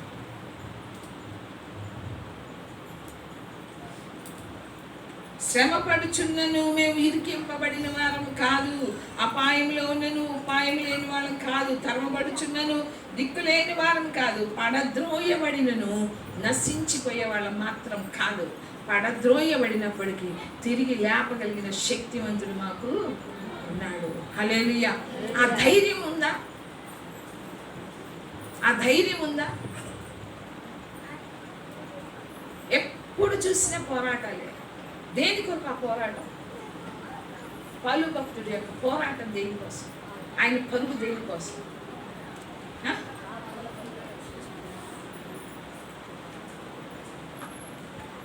ఆయన నీతిని కాపాడుకోవటానికి, ఆయన భక్తిని కాపాడుకోవటానికి, ఆయన విశ్వాసాన్ని కాపాడుకోవటానికి, ఆయన సాక్ష్యాన్ని కాపాడుకోవటానికి పోరాటం, మంచి పోరాటం పోరాడాను, నా పరుగు కడముట్టించాను, నా విశ్వాసాన్ని నేను కాపాడుకున్నాను. కాపాడుకోవాలి విశ్వాసాన్ని. దేనికోసం నువ్వు పోరాటం? దేనికోసం పరుగు? పౌలు భక్తులు ఎప్పుడు కూడా ఈ లోక సంబంధమైన వాటి కొరకు పరుగు పరిగెత్తలేదు, పోరాటం చేయలేదు. దేని కొరకు? అక్కడ చూడండి, రోమా పత్రికలో, రోమీయులకు రాసిన పత్రిక 15వ అధ్యాయం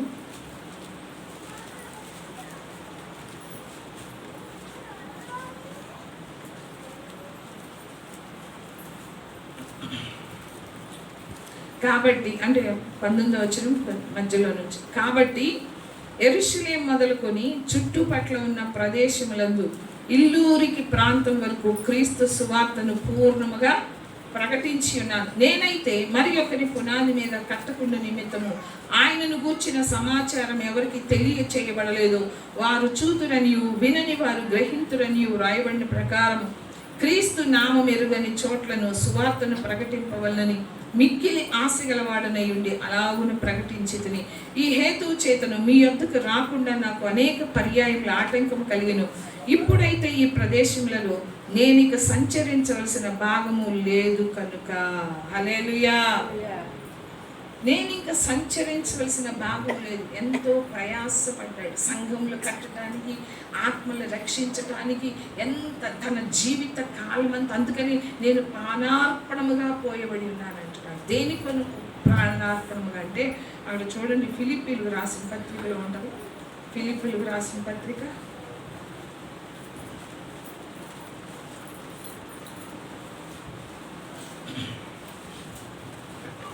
2వ అధ్యాయము 17వ వచనం 16వ వచనం నుండి.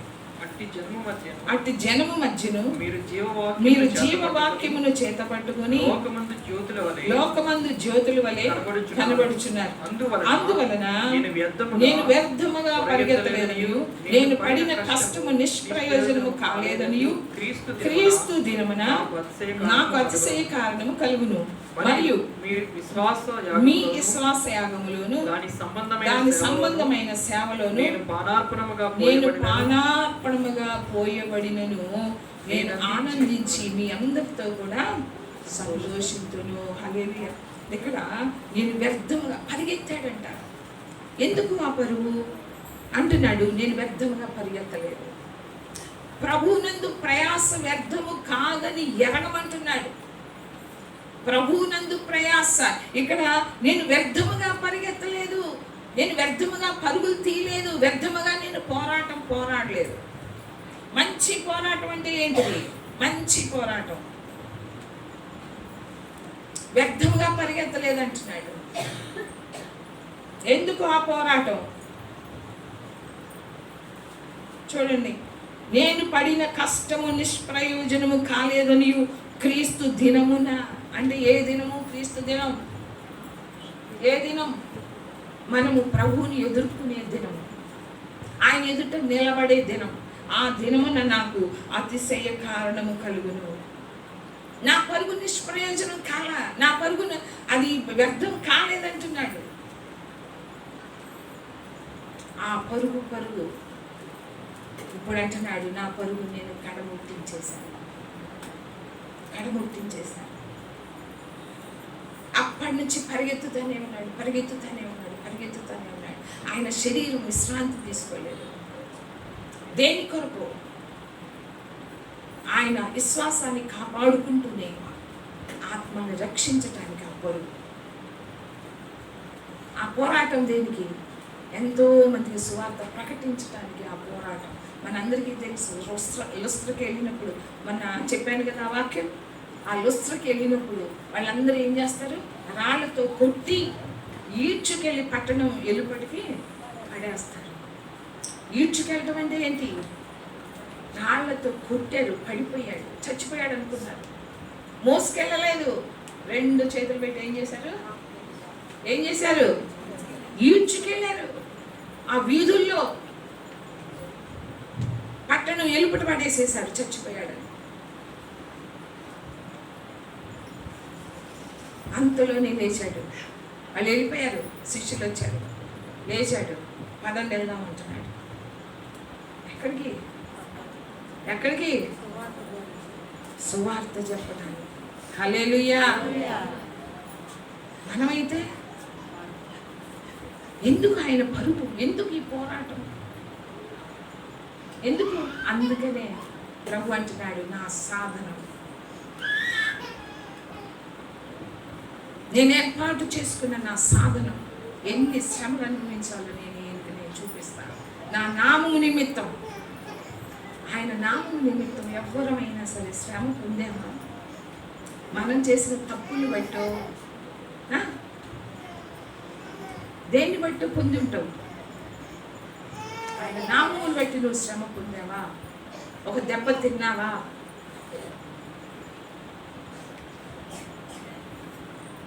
నేను మంచి పోరాటం పోరాడాను. మనం పోరాడుతున్నాం. దేని కొరకు నీ పోరాటం? దేని కొరకు నీ పరుగు? ఎందుకు పరుగు? మనం దేనికోసం పరిగెత్తుతున్నాము ఆలోచించామా? మనం ఒక్కసారి మనల్ని మనం విమర్శించుకున్నాం, మనల్ని మనం పరీక్షించుకున్నాం. ఉదయం నుంచి సాయంత్రం దాకా దేని కొరకు నా ప్రయాస? దేని కొరకు నా పరుగు? ఏమి సంపాదించుకోవటానికి? క్రీస్తు దినమున నాకు అతిశయ కారణం. నేను ఈ లోకంలో ఎంతగా పోరాడానో, నేను వ్యర్థంగా పరిగెత్తలేదు. ఎప్పటికి కూడా నిష్ప్రయోజనము కాదు. నా కష్టం ఎప్పటికీ కూడా నిష్ప్రయోజనము కాదు. నువ్వు పడిన కష్టం నీ కుటుంబం గురించి కావచ్చు, నీ గురించి కావచ్చు, నువ్వు పడిన కష్టం ఈ లోకం వరకే. క్రీస్తునందు నీ కష్టము నిష్ప్రయోజనము కాదు. నువ్వు ఒక్క అడుగు వేసినప్పటికీ కూడా నీ కష్టము నిష్ప్రయోజనము కాదు. ఒక్క మాట దేవుడి గురించి ఇతరులకు చెప్తే అది నిష్ప్రయోజనము కాదు. ఎంతమందిని నువ్వు దేవుని దగ్గరికి నడిపించావు? ఆయన పోరాడాడు, మంచి పోరాటం పోరాడాడు. ఇక నేను సంచరించవలసిన స్థలాలు ఏమి లేవు, అన్నిట్లో సంఘాలు కట్టేశాను. నా పరుగు కడముట్టించేశాను. అప్పటి వరకు ఆయన శరీరం విశ్రాంతి తీసుకోలేదు. అలాంటి సాక్ష్యం మనం చెప్పగలమా? మనం చివరి దినాల్లో మన ఆత్మీయ స్థితి గురించి పౌలు భక్తుడు తన ఆత్మీయ స్థితి గురించి చెప్తున్నాడు తిమోతితోటి. తిమోతి, నేను మంచి పోరాటం పోరాడాను నా కుమారుడా. నేను శ్రమపడ్డాను, సువార్త పని చేశాను, పరిచర్య కూడా పూర్ణముగా నేను ప్రకటించేశాను, సువార్తను కూడా నా పరుగు కడముట్టించేశాను. నువ్వు కూడా అలానే చేయి. నా విశ్వాసాన్ని కాపాడుకున్నా. నేను విశ్వాస భ్రష్టుని కాలేదు. కొంతమంది విశ్వాస భ్రష్టులు అయిపోతున్నారంట. కొంతమంది మంచిగానే మొదలు పెడతారు ప్రయాణం, కానీ మధ్యలోనే అయిపోతుంది వాళ్ళ ప్రయాణం, వాళ్ళ పరుగు కానీ వాళ్ళ పోరాటం కానీ అన్ని మధ్యలోనే.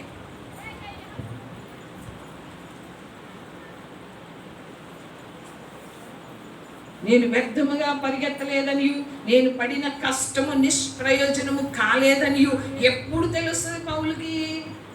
ఎప్పుడు తెలుస్తుందంట? క్రీస్తు దినమున నాకు అతిశయ కారణం. నేను అతిశయించటానికి కారణం ఏంటంటే, ఏంటి అతిశయించడానికి కారణం? పౌలు భక్తుడు అతిశయించడానికి కారణం ఏంటి? నేను వ్యర్థముగా నా పరుగు మొదలు పెట్టలా, నేను వ్యర్థముగా పరిగెత్తలా, నేను ప్రభు కొరకు పడిన కష్టం నిష్ప్రయోజనము కాదు అని చెప్పి ఆయన అతిశయానికి కారణం అక్కడ తెలుస్తుంది. హల్లెలూయా. నీ అతిశయానికి కారణం ఏంటి? క్రీస్తు దినమున ఆయన ఎదుట నిలబడిన దినమున మన అతిశయానికి కారణం ఏంటి? అతిశయిస్తామా? అతిశయిస్తావా? ఏంటో చెప్పుకెళ్ళు అన్నట్టుండే.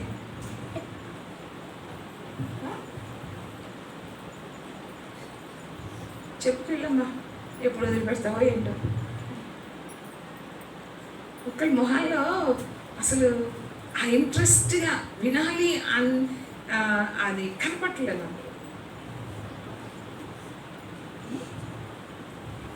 మీరు కూడా ఇక్కడ నిలబడితే అర్థమవుతుంది.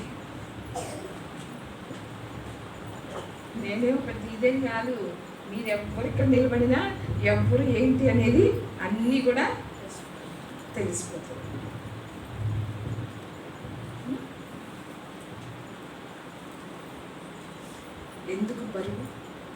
ఎందుకు పరిగెత్తుతున్నా? ఆస్తి సంపాదించుకోవటానిక, బంగారం సంపాదించుకోవటానిక, ధనాన్ని సంపాదించుకోవటానిక, లేకుంటే పేరు సంపాదించుకోవటానిక? ఇవన్నీ ఈ లోకం వరకే.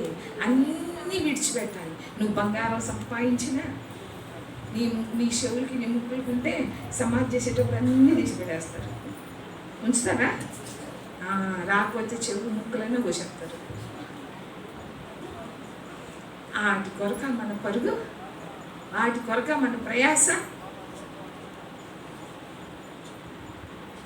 నా ప్రయాస వ్యర్థం కాదు అంటున్నాడు. మరి నువ్వు నేను ఆ మాట చెప్పగలుగుతామా?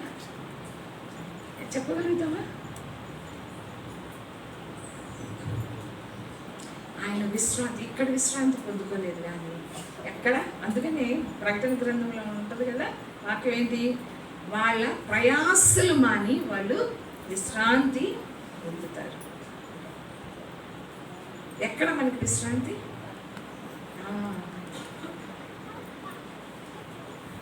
అయితే ఇక్కడ ఒక మాట ఎక్కడంటే కొరింథీయులకు రాసిన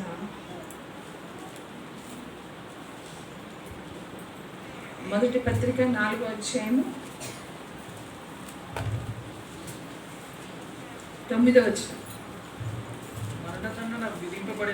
మరణ దండన విధింపబడిన వారమైనట్టు దేవుడు అపోస్తులమైన మమ్మును అందరికంటే కడపట ఉంచి ఉన్నాడని నాకు తోచుచున్నది. మేము లోకమునకును దేవదూతలకును మనుషులకును వేడుకగా ఉన్నాము. మేము క్రీస్తు నిమిత్తము వెర్రివారము, మీరు క్రీస్తునందు బుద్ధిమంతులు, మేము బలహీనులము, మీరు బలవంతులు, మీరు ఘనులు, మేము ఘనహీనులము. బలహీనులము ఈ గడియ ఈ వరకు గడియ వరకు ఆకలి దప్పులు ఆకలి దప్పులు గలవారము దిగంబరులము దిగంబరులము పిడిగుద్దులు తినుచున్నాము నిలువరమైన నివాసము లేక ఉన్నాము స్వహస్తములతో పనిచేసి కష్టపడుచున్నాము నిందింపబడి దీవించుచున్నాము హింసింపబడి ఓర్చుకొనుచున్నాము దూషింపబడి బతిమాలు కొనుచున్నాము లోకమునకు మురికిగాను అందరికి పెంటగాను ఎప్పటి వరకు ఎంచబడి ఉన్నాము. హల్లెలూయా. ఎలా కనపడుతున్నారంట అందరికీ? ఆ దినాల్లో పౌలు భక్తుడు ఎట్లా కనపడుతున్నాడు అందరికీ? చెప్పండి అమ్మా. మురికిగా పెంటగా కనపడుతున్నాడంట. ఈ వాక్యం చదువుతుంటే ఏంటో మంది భక్తేనా అసలు? నాకు డౌట్. భక్తేనా? ఏ శ్రమ పడుతున్నా అసలు? వాళ్ళు ఏంది హింసించబడి ఓర్చుకుంటున్నారంట. దేనికి ఓర్చుకుంటున్నారు? హింసించబడతా ఉన్నారు. మాటలే కావచ్చు, దెబ్బలే కావచ్చు, దూషింపబడి కూడా బతిలాడుకుంటున్నారు, దూషిస్తున్నారు. అమ్మ సువార్త వినండి అమ్మ, మార్మల్స్ పొందండి అమ్మ. అవతల ఏం చేస్తున్నారు? దూషిస్తూ ఉన్నారు. కానీ వీళ్ళు ఏం చేస్తున్నారు? బతిలాడుకుంటున్నారు. నశించిపోతారమ్మా. మారు మనసు నశించిపోతారు. యేసుప్రభు మిమ్మల్ని ఎంతగానో ప్రేమించాడు, మీ కొరకు ప్రాణం పెట్టాడమ్మంటే వాళ్ళు దూషిస్తూ ఉన్నారు. ఈయన బతిలాడుకుంటా ఉన్నాడు. ఈ గడియ వరకు ఎప్పటి వరకు కూడా మేము ఆకలి దప్పులు కలగాలి. ఆకలి అంత సేవ చేసే పౌలు భక్తుడు ఏం కలిగి ఉన్నాడు? ఆకలి దప్పులు కలిగి ఉన్నాడు. అందుకనే ఒకచోట ఏముంటుంది? ఏ స్థితిలో ఉన్నా ఆ స్థితిలో నేను సంతృప్తి కలిగి ఉంటూ నేర్చుకుంటున్నాను. పిడిగుద్దులంట. ఏంటంట? ఏం తింటున్నాడు? పిడిగుద్దులు తింటున్నాడు. ఎవరన్నా తిన్నారమ్మా? ఎవరన్నా తిన్నారా పిడిగుద్దులు? భర్తలు చేత తింటారు కదా. భర్తలు చేత పిడిగుద్దులు బాగా తిని ఉంటారు. మంగమ్మ బాగా తిని ఉంటుంది.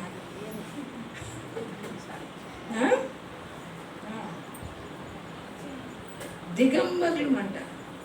అంటే ఆ వస్త్రహీనత, అంటే అలాంటి స్థితిలో. అందుకనే అందరికీ మురికిగా కనపడుతున్నారు, పెంటగా కనపడుతున్నారు. నిలవరమైన నివాసం లేదు. వాళ్ళు ఒక చోట, ఇప్పుడు మనం అంటే ఓ మంచిగా ఒక ఇల్లు స్థిరంగా ఉంది, దాంట్లోనే ఉంటున్నాం.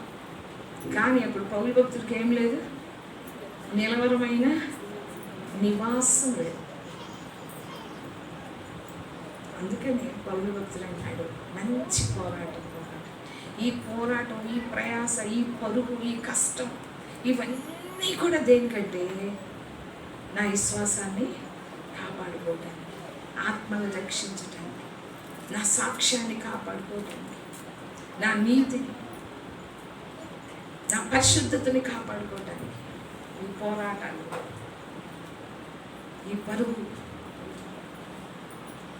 అప్పుడు అనగా మొదలుపెట్టి ముగించేటప్పుడు అంటున్నాడు, నా పరుగు అయిపోయింది, ఇంకా నా పరుగు కడముట్టించేస్తున్నాను. హల్లెలూయా. మంచి సాక్ష్యం చెప్తున్నాడు. ఎన్ని దెబ్బలంటే నేను ఇంతకుముందు ఒకసారి చూపించాను కదా, కొరింథీయులకు రాసిన 2వ పత్రికలో. నేను చదువుతాను గబగబా. మరి విశేషముగా ప్రయాసపడుతుని, మరి అనేక పర్యాయములు చెరసాల్లో ఉంటుంది, అపరిమితముగా దెబ్బలు. చూడండి శ్రద్ధగా, అపరిమితముగా దెబ్బలు తిన్నాడంట, విశేషముగా ప్రయాసపడ్డాడంట, అనేక పర్యాయములు చెరసాల్లో ఉన్నాడంట, అనేక మార్లు ప్రాణాపాయములలో ఉన్నాడంట, యూదుల చేత 5 మార్లు ఒకటి తక్కువ 40 దెబ్బలు తింటిని, 3 మారు బెత్తములతో కొట్టబడుతుంది, ఒకసారి రాళ్లతో కొట్టబడుతుంది, ముమ్మారు ఓడ పగిలి శ్రమ పడుతుంది, ఒక రాత్రి పగలు సముద్రంలో గడిపి అనేక పర్యాయములలో ప్రయాణములలోను, నదుల వలనైన ఆపదలలోను, దొంగల వలనైన ఆపదలలోను, నా స్వజనుల వలనైన ఆపదలలోను, అన్యజనుల వలనైన ఆపదలలోను, పట్టణములో ఆపదలలోను, అరణ్యంలో ఆపదలలోను, సముద్రములో ఆపదలలోను, కపట సహోదరుల వలన ఆపదలలోను ఉండిని. ప్రయాసముతోనూ కష్టములతోనూ, తరచుగా జాగరణములతోనూ, ఆకలి దప్పులతోనూ, తరచుగా ఉపవాసములతోనూ, చలితోనూ, దిగంబరత్వంతోనూ ఉంటుని. ఇంకా నువ్వు చెప్పవలసినవి అనేకములన్నవి, ఇవియును రాక సంఘములన్నిటి గురించిన చింతయు కలదు. ఈ భారము దినదినము నాకు కలుగుచున్నది. ఆయన చింత, ఆయన భారం దేని గురించి అంట?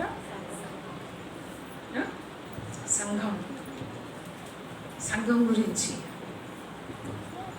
ఉందా? ఆ భారం ఉందా? ఆ చింత ఉందా? దేని గురించి? దేని గురించి నీ చింత? దేని గురించి నీ భారం? దేని గురించి నీ పరుగు? చెప్పండి. పౌలు భక్తుడు అన్నాడు, సంఘం ఇంకా అనేకం ఉన్నాయి, ఇవి కాదు అంటున్నాడు పౌలు భక్తుడు. నేను కొన్ని రాశాను, ఇంకా అనేకమైనవి చెప్పవలసినవి చాలా ఉన్నాయంట. అందుకనే ప్రభు అన్నాడు, ఇతడు నా నామము నిమిత్తం ఎన్ని శ్రమలు అనుభవించాలో నేను ఇతనికి చూపిస్తా. ఆయన చేతిలో సాధనముగా ఒక పాత్రగా వాడబడాలి అంటే శ్రమలు ఉంటాయా ఉండవా?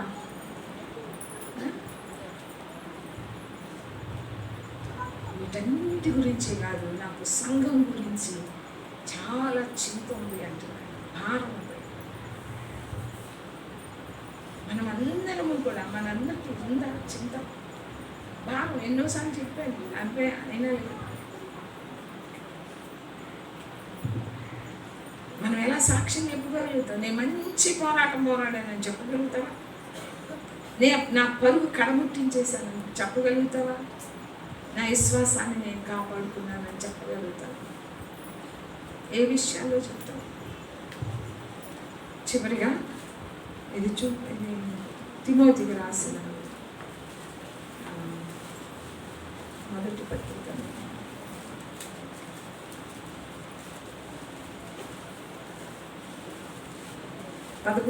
6వ అధ్యాయము 11వ వచనం.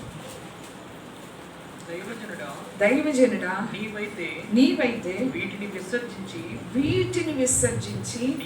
నీతిని, భక్తిని, విశ్వాసమును, ప్రేమను, ఓర్పును, సాత్వికమును సంపాదించుకొనుటకు ప్రయాసపడు.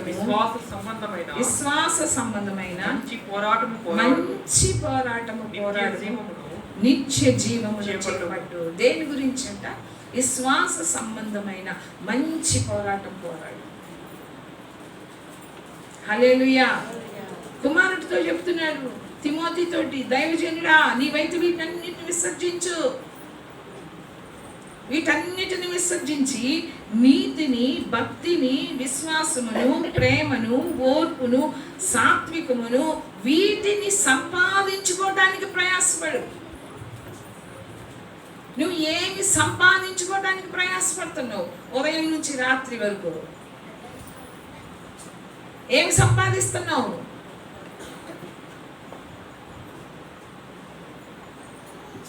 ఒక్క ఆత్మను సంపాదిస్తున్నావా? పరుగులే పరుగు. ఉదయం లేచి దగ్గర నుంచి రాత్రి దాకా పరుగు. దేవుడికి తెలియదా నీకేం కావాలో? తెలుసా లేదా? చింతించొద్దమ్మా అంటున్నాడు దేవుడు. ఏమి తిందుమో, ఏమి త్రాగుదమో, ఏమి ధరించుకుందుమో అని వాటి గురించి కాదు మీరు చింతించాల్సింది. అవన్నీ మీకు కావాలని నాకు తెలుసు. అన్యులు వీటి గురించి విచారిస్తారు, కానీ మీరు ఏమి ఎదగాలి?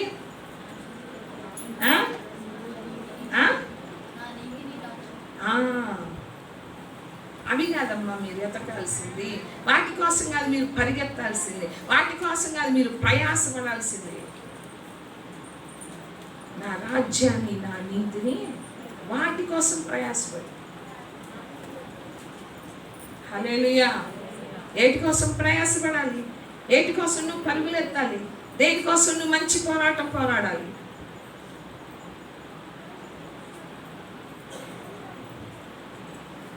ఉపవాసాలు ఉంటాం, ప్రార్థనలు చేస్తాం. దేనికోసం చేస్తాం?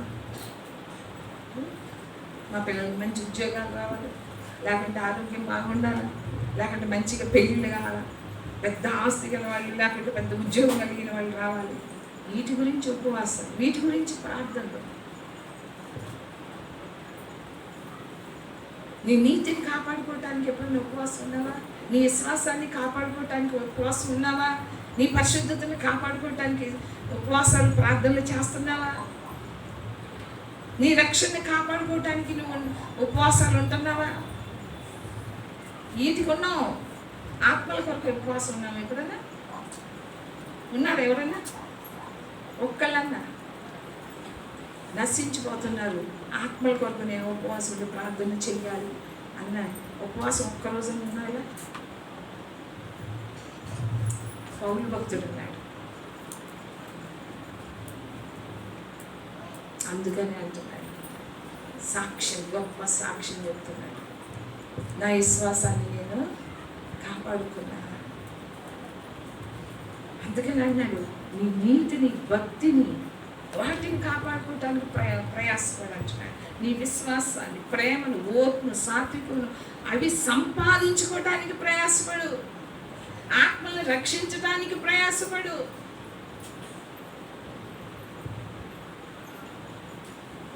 నువ్వు చేసే అన్ని, మనం చేసే అన్ని వ్యర్థమే. విశ్వాస సంబంధమైన మంచి పోరాటం పోరాడు అంటున్నాడు. ఏది ఎంత కూడా రాదు నీతో పాటు. ఇక్కడ సంపాదిస్తావేమో, ఇక్కడ కష్టపడుతున్నావేమో, ఇదేది రాదు నీతో పాటు.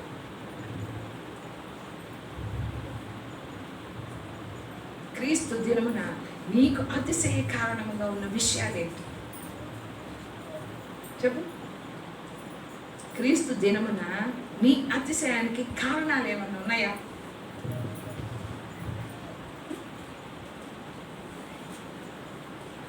ఇలాంటి సాక్ష్యం మనం కలిగి ఉండాలి. ఇలాంటి సాక్ష్యం మనం చెప్పాలి. ఇలాంటి మంచి పోరాటం పోరాడాలి. ఇలాంటి పరుగు మనం పరిగెత్తాలా.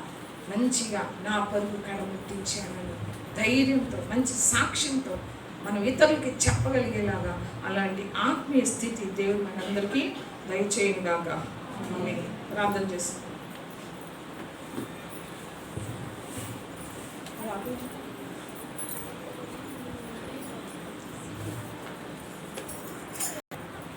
నా ప్రయాసంతో వెళ్తున్నా ఏమో